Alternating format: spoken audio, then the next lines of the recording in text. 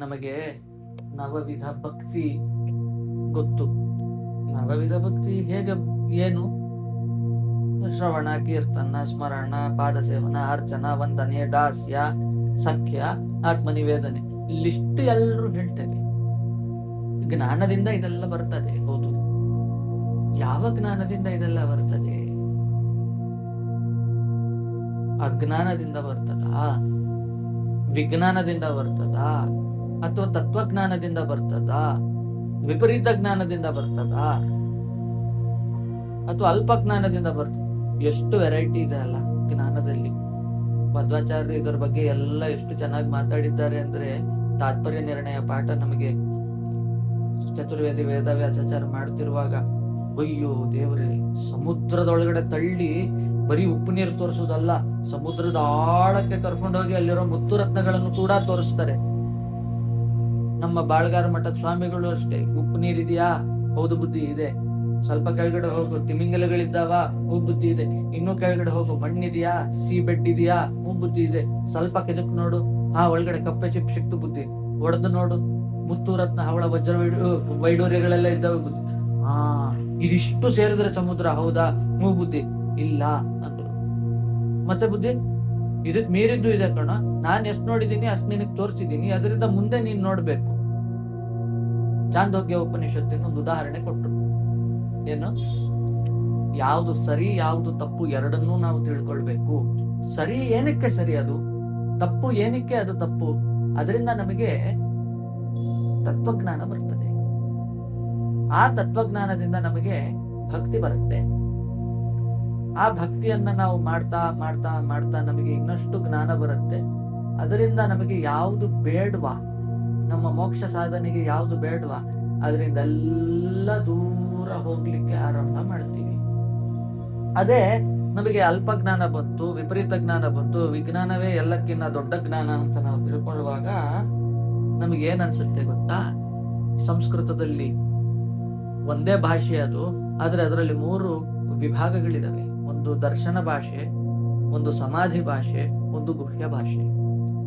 ನಮಗೆ ದರ್ಶನ ಭಾಷೆಯಲ್ಲೇ ಖಾಲಿ ಅರ್ಥ ಮಾಡ್ಕೊಳ್ಳೋದು, ಡಿಕ್ಷನರಿ ಮೀನಿಂಗ್ ಮಾತ್ರ ಅರ್ಥ ಮಾಡ್ಕೊಳ್ಳೋದು. ಮತ್ತೆ ದೇವರು ನಾನು ಒಂದೇ ಅಂತ ಹೇಳ್ಕೊಡೋದು. ಹರಿಗೂ ನಮಗೂ ಭೇದ ಇಲ್ಲ ಅಂತ ಅನ್ಕೊಳ್ಳೋದು ಮೊದಲನೇದು. ದೇವರು ನಿರ್ಗುಣ ಅನ್ನೋದು. ದೇವರಿಗೆ ಪೂರ್ಣ ಗುಣಗಳಿಲ್ಲ ಅಥವಾ ಅವನಿಗೆ ದೋಷಗಳು ಉಂಟು ಅಂತ ಎಣಿಸೋದು. ಜೀವರ ಜೊತೆಗೆ ಸಮನಾದವನು ದೇವರು ಅಂತ ಚಿಂತನೆ ಮಾಡೋದು. ದೇವರಿಗಿಂತ ಕೆಲವು ಋಷಿಗಳು, ಮನುಷ್ಯರು ಶ್ರೇಷ್ಠ ಅಂತ ಕೆಲವು ಪುರಾಣಗಳು ಮೇಲ್ನೋಟಕ್ಕೆ ಹೇಳುತ್ತೆ, ಅದನ್ನೇ ಸತ್ಯ ಅಂತ ನಂಬಿಬಿಡೋದು. ವಿಷ್ಣುವಿನದ್ದೇ ಬೇರೆ ಬೇರೆ ಅವತಾರಗಳು ಎಲ್ಲ ಬೇರೆ ಬೇರೆ ಅಂತ ನಂಬಿಬಿಡೋದು. ಆಯಾ ರೂಪಗಳಲ್ಲಿ ಆಯಾ ವಿಚಾರಗಳನ್ನ ತೋರಿಸ್ತಾನೆ ಹೊರತು ಅದಷ್ಟೇ ಅವನ ಕೆಪಾಸಿಟಿ ಅಲ್ಲ. ಪೂರ್ಣಮದಂ ಪೂರ್ಣಮಿದಂ ಅನ್ನುವ ಒಂದು ವಾಕ್ಯ ಘೋಷವೇ ಉಂಟು ವೇದದಲ್ಲಿ, ಅದನ್ನ ನಾವು ತಿಳ್ಕೊಳ್ಬೇಕು.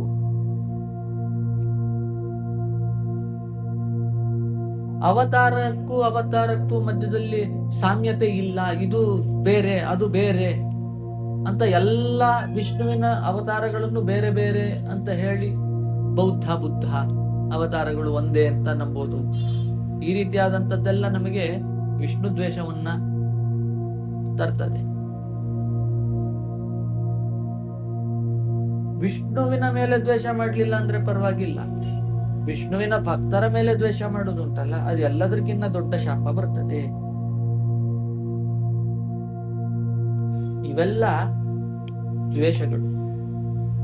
ಇಲ್ಲಿ ವಿಷ್ಣುವನ್ನ ಹೆಸರನ್ನ ತೆಗೆದು ನೀವು ಜ್ಞಾನವನ್ನ ಹಾಕಿ, ನೀವು ಯಾವ್ದೋ ಒಂದು ಟಾಪಿಕ್ ಓದ್ತಿದ್ದೀರಲ್ಲ, ನಿಮಗೆ ಹೇಳ್ಕೊಡುವ ಟೀಚರ್ ಇದಾರಲ್ಲ, ಅಥವಾ ಈ ಕಾನ್ಸೆಪ್ಟ್ ಅನ್ನ ಮೊದಲನೇ ಬಾರಿಗೆ ಪ್ರಪೋಸ್ ಮಾಡಿದ್ದ ಥಿಯರಿಸ್ಟ್ಸ್ ಯಾರಿದಾರಲ್ಲ, ಅಥವಾ ಸೈಂಟಿಸ್ಟ್ಸ್ ಯಾರಿದಾರಲ್ಲ, ಅಥವಾ ಅಧ್ಯಯನಗಾರರು ಯಾರಿದ್ದಾರಲ್ಲ, ಅದನ್ನ ಹಾಕಿ ನೋಡಿ. ಹೇಗೆ ನಾವು ನವವಿಧ ಭಕ್ತಿಯಲ್ಲಿ, ಈಗ ಉದಾಹರಣೆಗೆ ಒಂದು ತಗೋಣ, ಸ್ಮರಣೆಯನ್ನ ಮಾಡಬೇಕು ಅಂತ ಹೇಳುವಾಗ ಜ್ಞಾನದ ಭಕ್ತಿಯ ವಿಚಾರದಲ್ಲಿ ನೋಡುವಾಗ ದೇವರ ಸ್ಮರಣೆಯನ್ನ ನಾವು ಮಾಡಬೇಕು. ಯಾವಾಗಲೂ ದೇವರನ್ನ ನೆನಪಿಸ್ಕೊಳ್ತಾ ಇರಬೇಕು.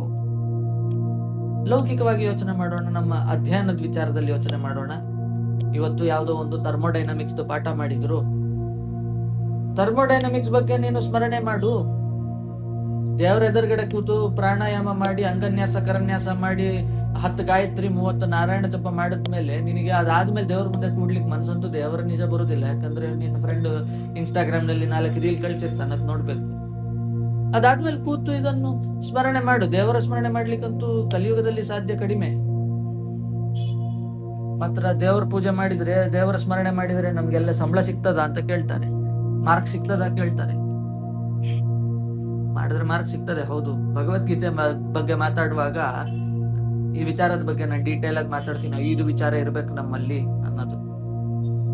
ಈಗ ಸದ್ಯಕ್ಕೆ ಸ್ಮರಣೆ ಒಂದು ರೀತಿಯಾದಂತಹ ಭಕ್ತಿ ಅಲ್ವಾ, ನವವಿಧ ಭಕ್ತಿಯಲ್ಲಿ ಒಂದು ಸ್ಟೇಜ್ ಅಲ್ವಾ. ಕೂತು ಸ್ಮರಣೆ ಮಾಡಿ. ಅರ್ಚನಂ ಅಂತ ಇದೆ ಇನ್ನೊಂದು, ಏನು? ಕೇಶವಾಯ ನಮಃ, ನಾರಾಯಣ ನಮಃ, ಮಾಧವಾಯ ನಮಃ, ಗೋವಿಂದಾಯ ನಮಃ, ವಿಷ್ಣುವೇ ನಮಃ. ಒಂದೇ ದೇವರನ್ನು ಬೇರೆ ಬೇರೆ ಹೆಸರಿನಲ್ಲಿ ಕರೆಯುವುದು. 24 ಹೆಸರು, 108 ಹೆಸರು, 1000 ಹೆಸರು, 10 ಹೆಸರು, ಒಂದೇ ಹೆಸರು, 5 ಹೆಸರು, ಹೀಗೆಲ್ಲ ಇದೆ ಅಲ್ವಾ. ಎಲ್ಲ ನಮ್ಮ ಟಾಪಿಕ್ ಒಂದು ಉಂಟಲ್ಲ, ಅದನ್ನ 5 ಬೇರೆ ಬೇರೆ ರೀತಿಯಲ್ಲಿ ಅರ್ಥ ಮಾಡ್ಕೊಳ್ಳುವ. ಎಕ್ಸಾಂಪಲ್ ಬೇಕಾ? ಹೇಳ್ತೇನೆ. ಒಬ್ಬ ಸೈಕಾಲಜಿಸ್ಟ್ ಆಗಿ ಹೇಳ್ತೇನೆ. ವಿಜುವಲ್ ಡಯಾಗ್ರಾಮ್ ಹಾಕಿ ಅಥವಾ ಫ್ಲಾಶ್ ಕಾರ್ಡ್ ಇಟ್ಟು ಅದರ ಬಗ್ಗೆ ಮಾತನಾಡುವಾಗ, ಪ್ರೆಸೆಂಟೇಶನ್ ಮಾಡುವಾಗ ಹೇಗೆ, ಅದನ್ನ ಪ್ರಾಕ್ಟಿಕಲ್ ಆಗಿ ತೋರಿಸುವಾಗ ಹೇಗೆ, ಅದರ ಕಾನ್ಸೆಪ್ಟ್ ಅನ್ನ ಮಾತ್ರ ಅರ್ಥ ಮಾಡಿಸ್ಬೇಕು, ಆದ್ರೆ ಆ ವಿಚಾರವನ್ನ ಹೇಳ್ಬೇಕಾದ್ರೆ ಅವಾಗ ಹೇಗೆ ಹೇಳ್ಬೇಕು, ಮತ್ತೆ ಇದು ಎಕ್ಸಾಮ್ ನಲ್ಲಿ ಕೇಳುವಾಗ ನಾವ್ ಯಾವ ರೀತಿ ಬರಿಬೇಕು, 5 ರೀತಿ ಆಗ್ಲಿಲ್ವಾ? ಎಕ್ಸ್ಪೆರಿಮೆಂಟ್ ಮಾಡುವಾಗ ಇದನ್ನ ಯಾವ ರೀತಿ ನಾವು ಪ್ರೂವ್ ಮಾಡ್ಬೋದು, ಯಾವ ರೀತಿ ಡಿಸ್ಪ್ರೂವ್ ಮಾಡ್ಬೋದು, ಇದರ ಲಿಮಿಟೇಷನ್ಸ್ ಏನು, ಇದರ ಪ್ರೋಸ್ ಏನು, ಇದರ ಕಾನ್ಸ್ ಏನು, ಈ ರೀತಿಯಾಗಿ ನವವಿಧ ಭಕ್ತಿಯನ್ನ, ನವವಿಧ ದ್ವೇಷವನ್ನ ನಾವು ಪ್ರತಿದಿನ ನಮ್ಮ ಜೀವನದಲ್ಲಿ ನಾವು ಮಾಡ್ತಾನೆ ಇರ್ತೀವಿ. ಆದ್ರೆ ಅವೇರ್ನೆಸ್ ಇರೋದಿಲ್ಲ. ಯಾಕೆಂದ್ರೆ ಈ ಕಾನ್ಸೆಪ್ಟ್ಗಳು ಇದಾವೆ ಅನ್ನೋದೇ ನಮಗೆ ಗೊತ್ತಿಲ್ಲ. ಎಲ್ಲರೂ TCS ನಲ್ಲಿ ಕೆಲಸ ಮಾಡಬೇಕು ಅಂತಾನೆ ಹೋಗ್ತಾ ಇದ್ದಾರೆ, ಧರ್ಮವನ್ನು ಮರೆತರು. ಮುಂದೆ ನೋಡ್ಕೊಳ್ಳೋಣ ಬನ್ನಿ ಅಂತ ಹೇಳ್ಬಾರ್ದು. ಈಗ ನಾವ್ ಏನ್ ಮಾಡ್ಬೇಕಾ ಅದರ ಬಗ್ಗೆ ಗಮನ ಕೊಡ್ಬೇಕು. ನವವಿಧ ಭಕ್ತಿಯಲ್ಲಿ ಕೆಲವು ಭಕ್ತಿಗಳಿದ್ದಾವಲ್ಲ, ಹಾಗೆ ನವವಿಧ ದ್ವೇಷಗಳು ಇದೆ. ಅದರ ಬಗ್ಗೆನೂ ಸ್ವಲ್ಪ ಜಾಗ್ರತೆ ವಹಿಸಿ. ಜ್ಞಾನದಿಂದ ನಮಗೆ ಭಕ್ತಿ ಬರೋದಲ್ಲ, ತತ್ವಜ್ಞಾನದಿಂದ ಮಾತ್ರ ಭಕ್ತಿ ಬರೋದು ಅಂತ ಹೇಳ್ತಾ ಈ ವಿಚಾರ ಇಲ್ಲಿಗೆ ಸಮಾಪ್ತಿ ಮಾಡ್ತಾ ಶ್ರೀಕೃಷ್ಣ ಅರ್ಪಣಮಸ್ತು.